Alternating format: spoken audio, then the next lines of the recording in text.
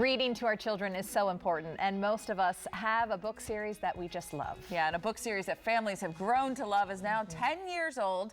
The Ordinary People Change the World series by Brad Meltzer has over 7 million books in print and features an ordinary person who happens to have done extraordinary things. Yes, you might recognize some of the names here. Brad is back with us to celebrate this amazing achievement. You have new books as well. Ruth Bader Ginsburg. Ruth Bader Ginsburg, yes, exactly. Ruth Bader Ginsburg and Mr. Rogers are our two newest and I can't believe, I came on this show and we've talked about so many of these books.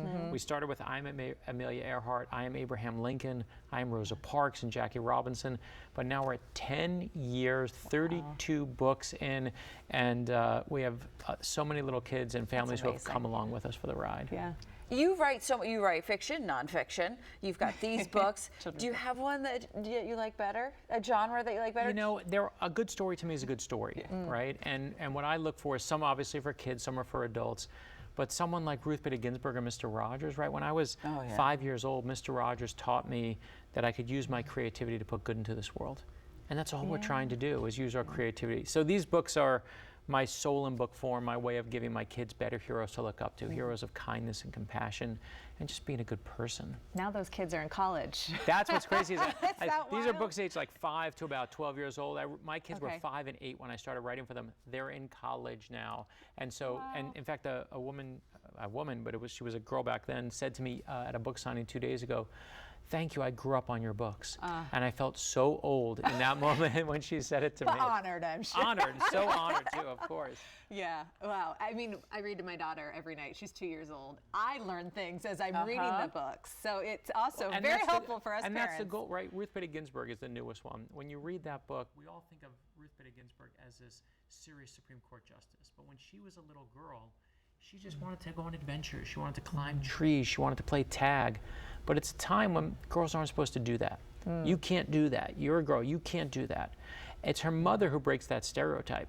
Her mom takes her to the library, like you reading with yours, and says every Friday afternoon, "Ruth, you can pick out 5 books." And the books that she loves most among them are real heroes. Amelia Earhart, Harriet Tubman. And right there, her mom gives her one of life's great lessons, which is there's absolutely nothing that a girl can't do. I want my daughter to have that lesson. I want my sons to have that lesson. And that's, as a book, is what I Am Ruth Bader Ginsburg is about. Yeah. I love what I have learned about Ruth Bader Ginsburg in the past, of her workout routine. I love that. And how strong she is. So strong, yeah. She's so just tiny, strong tiny force. And mighty, yeah. I mean, and the thing, she's the first hero. When we did I Am Jane Goodall helped us with her book. Dolly Parton helped with hers. Oprah Winfrey helped with hers.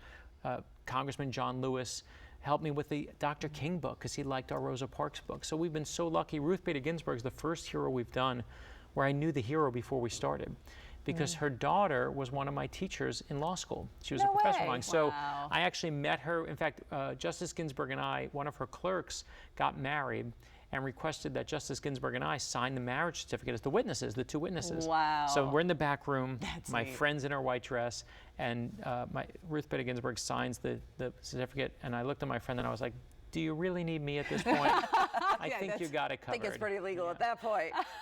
Wow. What a great story. That is true. incredible. How do you figure, I mean, there's obviously a lot of great heroes that we all need to know these stories and remind our kids about these stories. Do readers come up to you and be like, "I heard this great story about so-and-so"? I think I did that to you last time I saw you. I was like, "I heard this great story." Right, but how do you come up with who you're going to do? In the beginning, we looked at the people who were really well known. Abraham Lincoln, as I said, Rosa Parks, Dr. King, those are the obvious ones. But 32 books into this series, we listened to kids. The kids were requesting for a time, they wanted Frida Kahlo. And then we had Asian kids who were like, "Wait, you've done someone who's black and white and Native American Indian. Where's our book of someone who looks like us?" So we did I Am Payfer, the great architect, of course, and got to feature his architecture here in D.C. Ruth Bader Ginsburg is the #1 most requested hero we've gotten over the last year. So I write this book a year and a half ago. Yeah. And there's a scene in there about anti-Semitism. I don't know that where we're gonna be now. I don't know what's happening in Israel until now. That's now one of the most important pages in the book for kids. And so we really do listen to kids. Yeah.